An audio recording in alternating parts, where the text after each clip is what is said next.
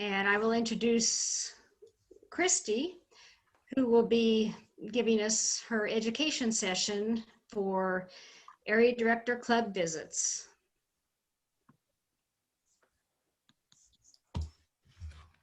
Okay, hello everyone, and I guess I have the ability to share my screen when I need to as well. Thank you everyone for being on. Looks like we have 24 participants. That is wonderful.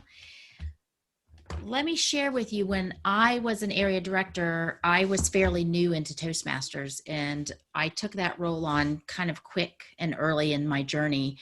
And I want to share with you a few things that I did that I think will benefit you and help you, and also make this a little easier. And we also want to discuss how this new situation with hybrid meetings or virtual meetings or meetings that aren't even meeting, how can we do our area visit reports? How can we get credit for doing this, and how can we do it best to help set these clubs up for success? Because I think the goal of this position, the goal of the area director, and for many of our previous leaders that we've had, or past leaders, I should say, many of them will tell you area director was their favorite role. And that is why sometimes a lot of past district directors, division directors, and area directors will come back and redo those roles again and again, because those are the roles where you're the feet on the ground, you're the leader that is there in these meetings and helping others to be successful and help their meetings. You are also a resource. I have a great network of members in my area of the district that know that they can call me at any time.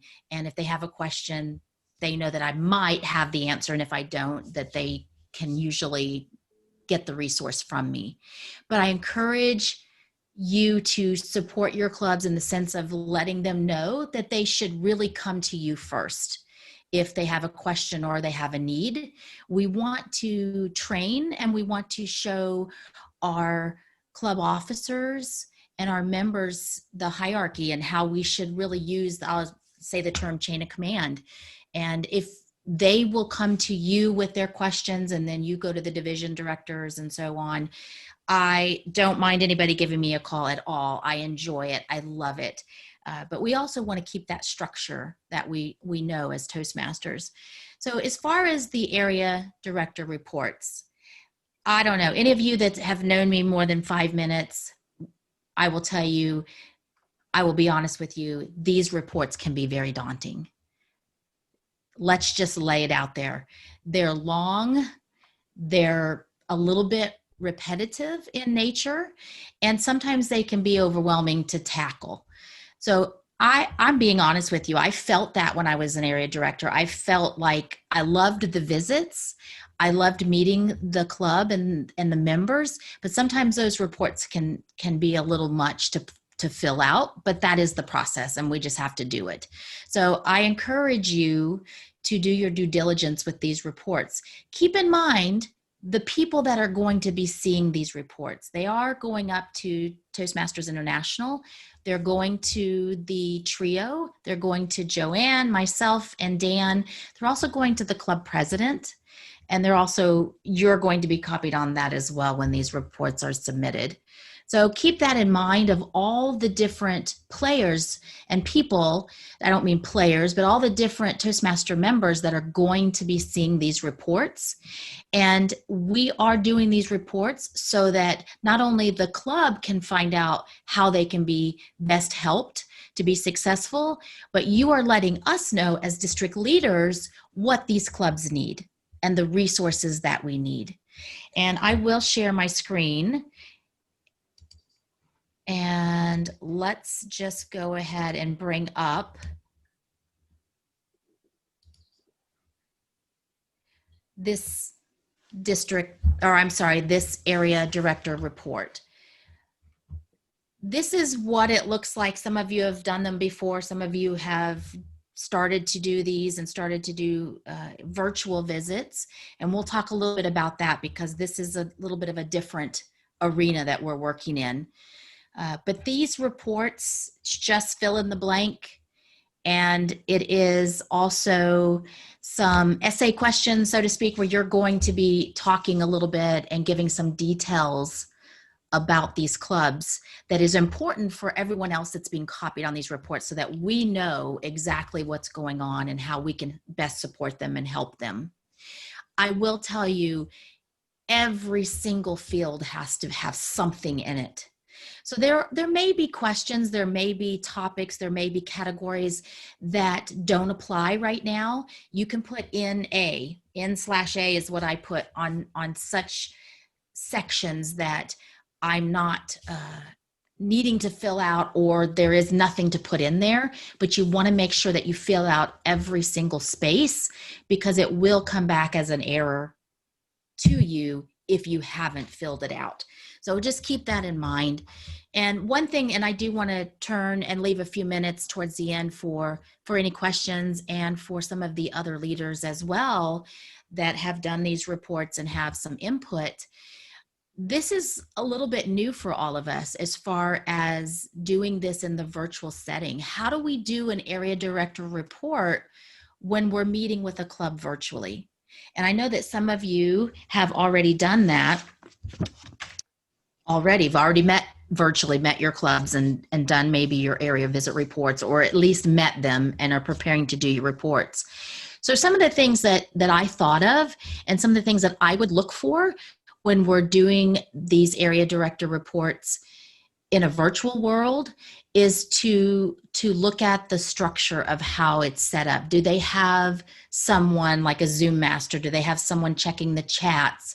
How are they actually using an agenda if they're virtual? Is there an agenda that they can share the screen at the beginning of the meeting or refer back to from time to time to use that agenda for any guests that may be there, or for the members themselves to know exactly where they are on that, in that meeting? You want to make sure that they're starting in a timely manner, that they're set up early enough. You can have technical difficulties, and that can delay starting a meeting. And I've had that happen in my own club, where we're 5 minutes after start time as far as setting up the logistics and the electronics, so to speak, the technology, I'll call it, the technology of the club. Keep those things in mind as well. And we'll have a little bit of a discussion about some of the other things to look for in this virtual world versus going in person. Your second round of visits hopefully will be more like what we're used to doing, which is actually going to a meeting and witnessing that meeting. I do want you to be very aware of letting that club know that you're going to be visiting them. I made the mistake of doing like a surprise visit. It was like the principal came and sat in the back of the room, or the store manager came and went in on a department meeting or something. It didn't go over well with that club, and I didn't mean anything by it, but it was my lack of knowledge and lack of training, because I know sometimes in the very beginning you're a little bit of a deer in the headlights with all of this. And I want to make sure that communication is number one, and that you reach out to your clubs, you talk to them, and you let them know that you'll be visiting them. Because we're not trying to set anybody up. We're not trying to catch anybody off guard. We're wanting to support them and let them know that we're going to be visiting them. So make sure that you have that conversation. You can also give them some information from the report that will help you.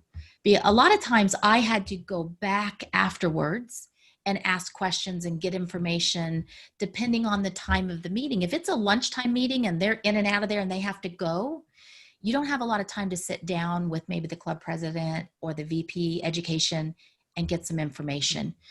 Doing that in advance will help you be able to do this report easier. If you can ask them to take 15, 20 minutes after the meeting and the executive council or a couple of important people that can really help you get your report filled out properly can stay behind even virtually, and you can have a discussion and you can answer some of these questions ahead of time instead of getting home, filling out this report and finding out there's gaps and there's holes and you're having to reach back out. So make sure that you look at it ahead of time in advance, and that you are talking to your clubs and that you are preparing them for what you're looking for, what you need, and the information that will help set both of you up for success. You want to complete the report as much as possible, and the club wants to be supported by you. So this will be some things that will help you do that as well. If you scroll through here, first impressions, how do we work on first impressions when we're doing an area of report virtually? How do you do that? Well, I will tell you, I've visited several clubs virtually where they have purposely a networking session ahead of time, and it's just open for people to chat and to talk back and forth before the actual meeting starts. My meeting doesn't do that. We're Saturday, 8 a.m. So we're lucky to just, be awake and alert and alive. So we don't do that, but some clubs do that. That might be something to suggest, that you don't just open the meeting and just go for it. That maybe you start 15, 20 minutes early, 30 minutes early. And that also allows them time to make sure that all the technology is working.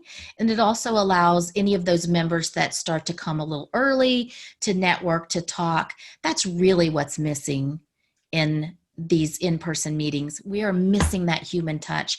We're missing that human conversation of before the meeting starts and we're checking with each other and talking to each other. Maybe we can create that in some way virtually as well.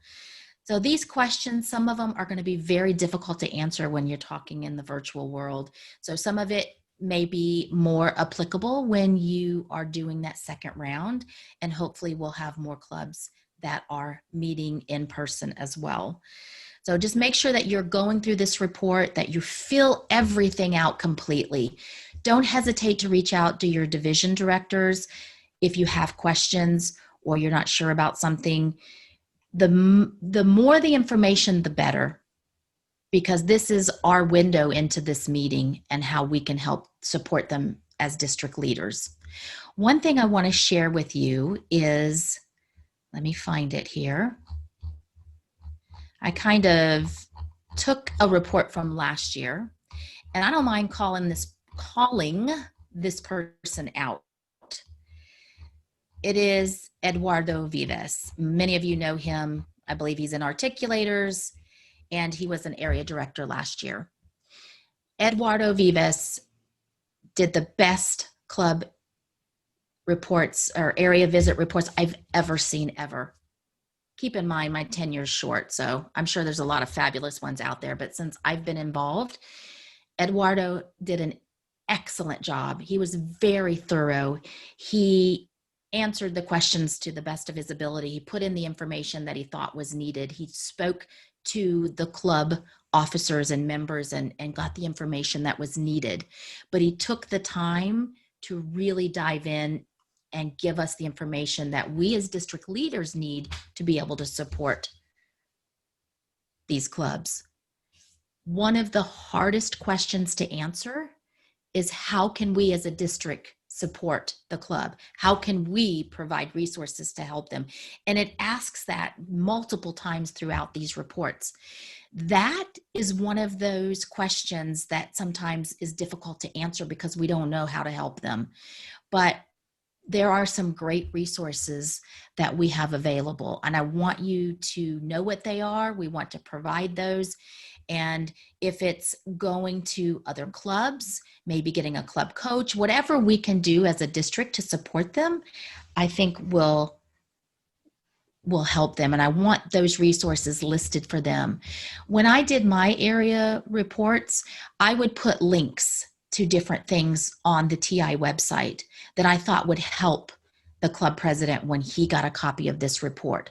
So if the club doesn't, I'm talking in a more of a in-person sense.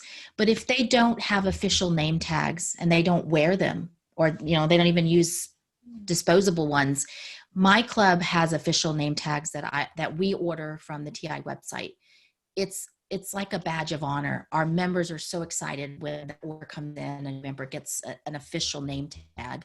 So I would put links in there to the online store of where you could order a name tag. It is something that our club provides from our club dues. We pay for that for our members. If you don't have the funds to do that, then ask the members to help pitch in for that and pay for their own. It's $8 for a magnetized name tag, but be specific. If there's a resource on the website that would help them, like doing moments of truth or attaching their DCP report or something like that, then put a link to it. Those are things that would help them from digging and searching. If we mention a resource, but then we don't give them a shortcut to get to it, they're probably not going to look into it.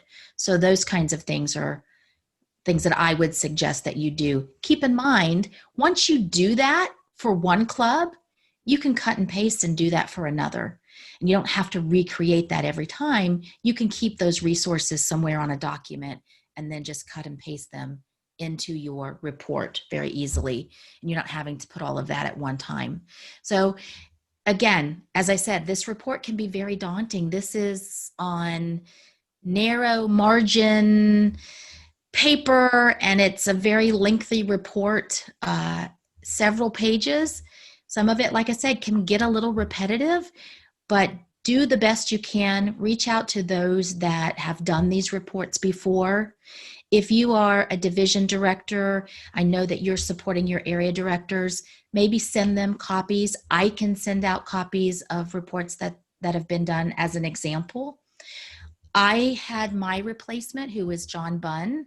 He was the area director that came in after me, and I sat down with him, and he and I had a meeting, and I went over how to do a report. And really, I was helping him fill in those gaps. A lot of it's obvious.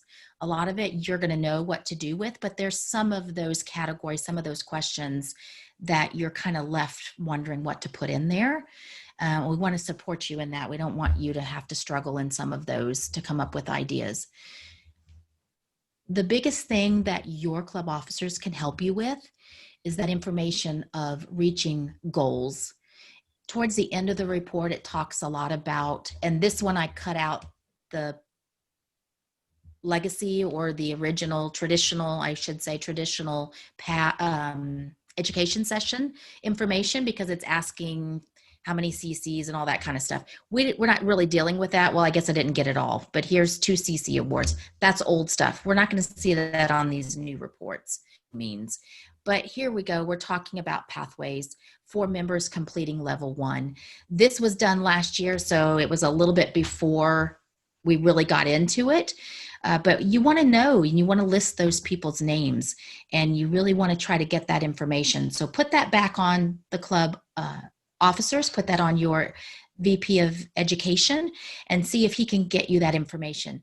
Not only will that make them stop and really think about who in our club is even, first of all, are they enrolled in pathways? Second of all, are they working the program? Because if we're not seeing people reach level 1, level 2, and so forth, they're not really moving forward in the program, and therefore we're probably not going to be able to keep them as members.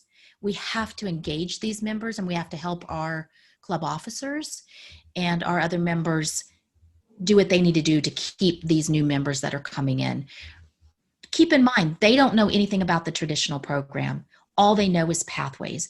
And if they don't see other members, long-standing members of Toastmasters working pathways, how are we going to expect them to do it? So as district leaders, we have to set the example. Whether we feel that it's user-friendly or easy, or we know there's some things that need to be worked on for this, we want to make sure that we're setting that example and working pathways as well so that we can help them. Also, there's a very important part about this district report that talks about upcoming people that are interested in district leadership. Don't hesitate. in these district reports to find your replacement, to find those next leaders, that next generation of leaders that we have within Toastmasters. If you see a shining star, if you see someone that's very passionate and gung-ho about Toastmasters, encourage them to compete in a speech contest, encourage them to run for an office for next year. There's all kinds of things that we can do to get people more involved in this organization. And you are the ones that see these and meet these people more than anyone. And we look to that. We rely on that information to be able to find those shining stars, just as someone found you at one time, hopefully, and recognized you as a leader and wanted you to step up into leadership. We are looking for you to help find the next generation and your replacements as well. So this is very important to kind of know who's working pathways, who's working these levels, and actually putting names and dates.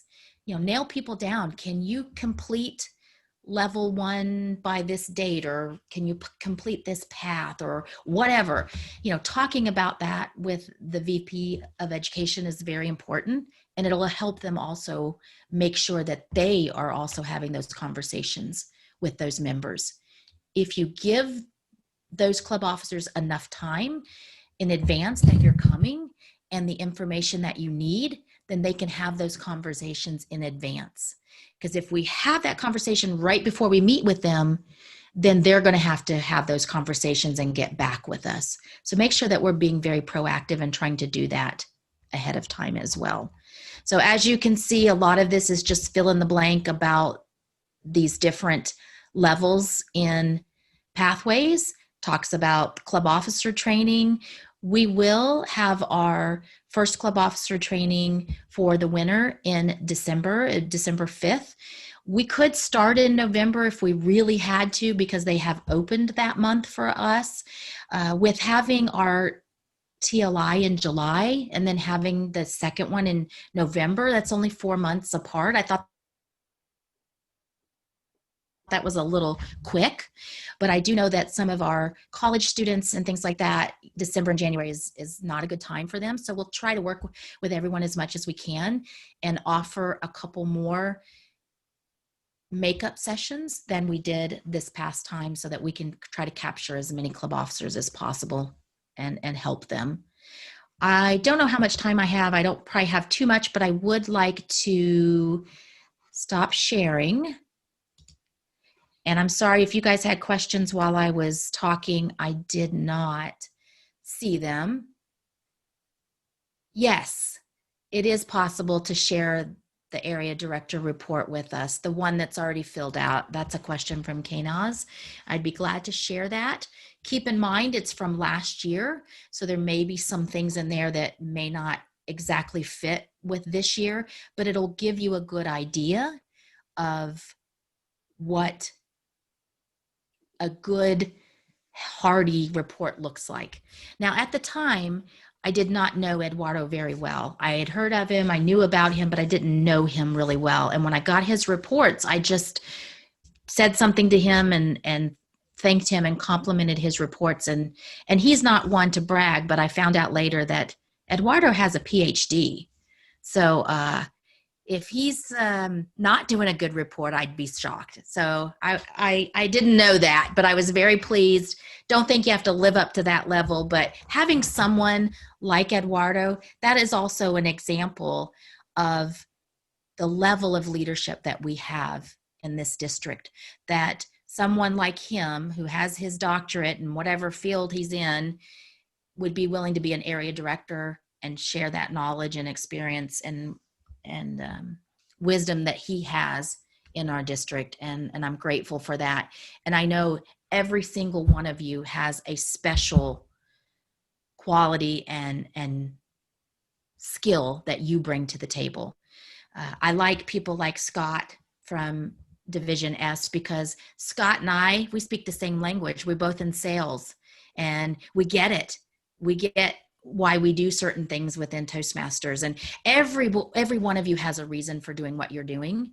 And we want to, as leaders that have been through this and have done these reports and so forth, we want to support you as well. So let me just take a few minutes and see if there's any questions or if there's any input that some of the other district leaders that have been area directors want to just mention that may help someone. This is Shed. I would like to throw my little 2 cents in, if you don't mind.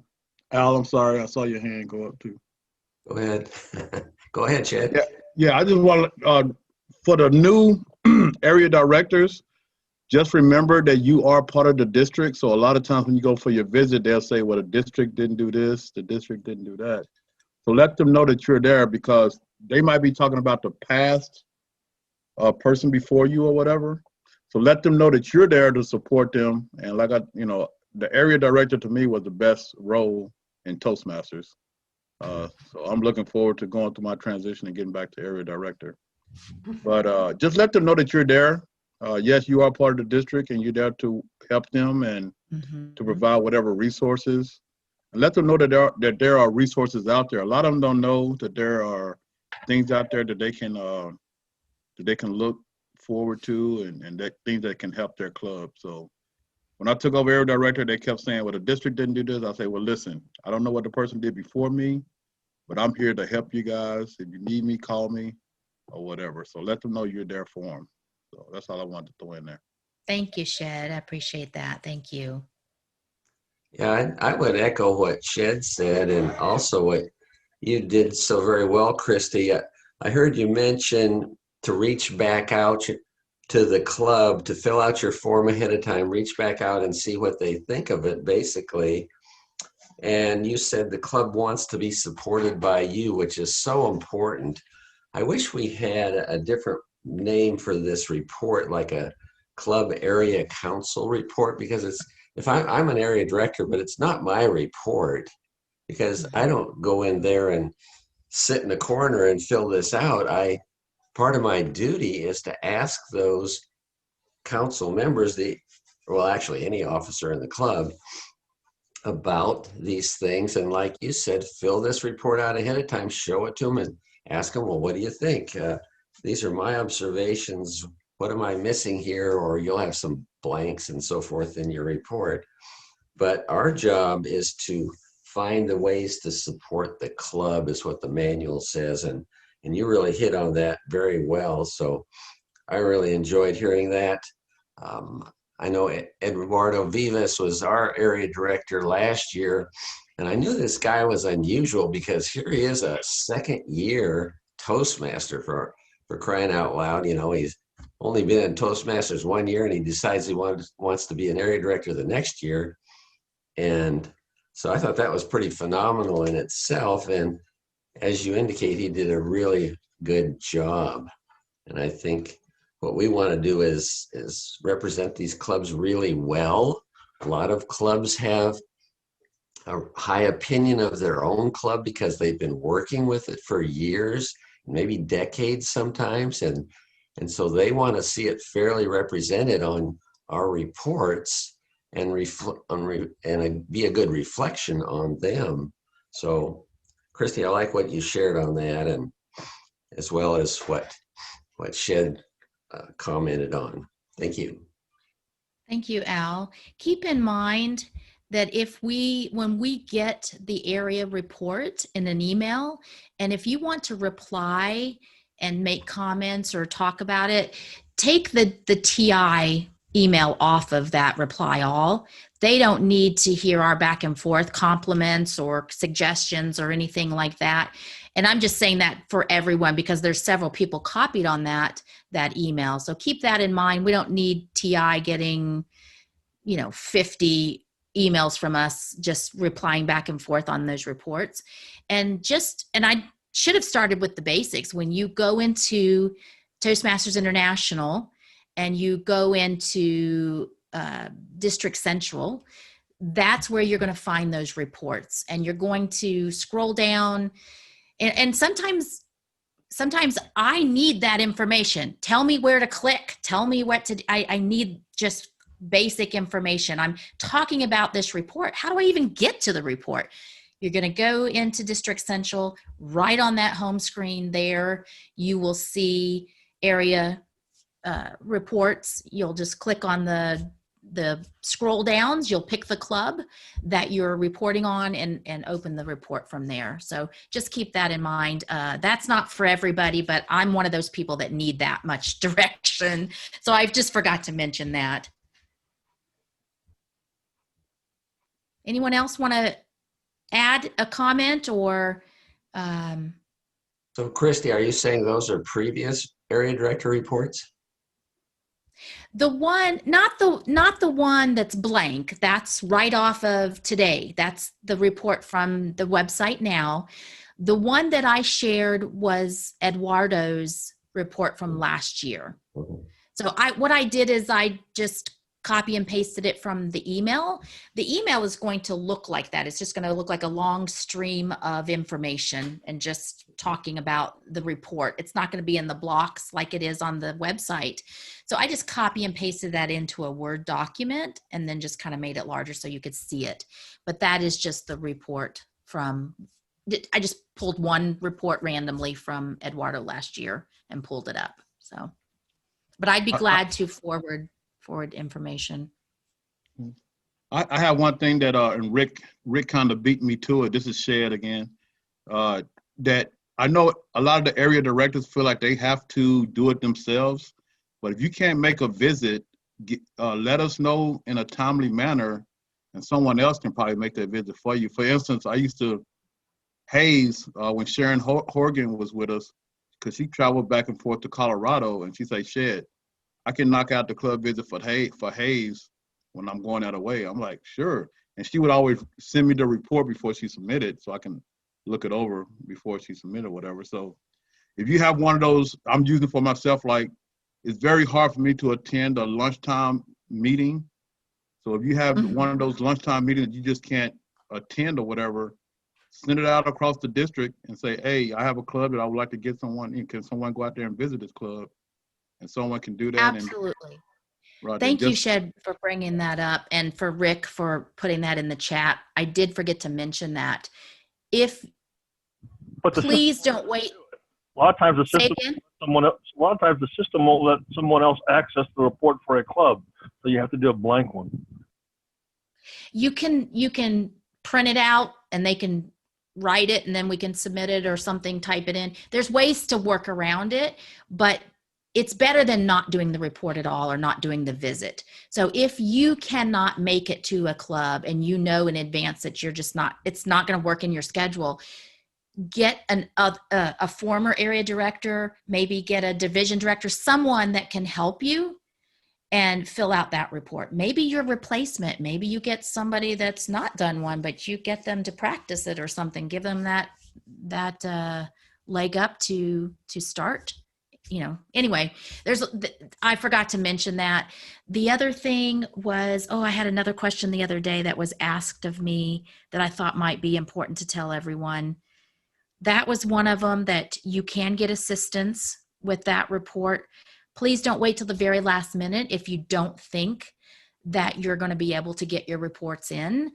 I could have helped some of my area directors last year, but they didn't tell me that they couldn't make their visits, and I didn't know, and I wasn't on top of that. So make sure that you let us know in advance so we can help you as other leaders. Oh, there was one other question. I can't remember what the question was. If it hits me later, I'll let you know, but feel free to ask. Let's see. If you cannot get into the club or they are not meeting, complete a report that says they are not meeting. Thank you, Kim. Yes, absolutely. What it does is it lets us know, and it lets Toastmasters International know that we have done our due diligence of, we plan to meet that club, but the club is not meeting, or there's something going on that prevents us from doing a report, but we know that it needed to be done and this is what's going on. So. All right. Well, I appreciate your time. I actually appreciate all of you for what you do for us. And thank you so much. And feel free to reach out if you have further questions or comments that will help us out.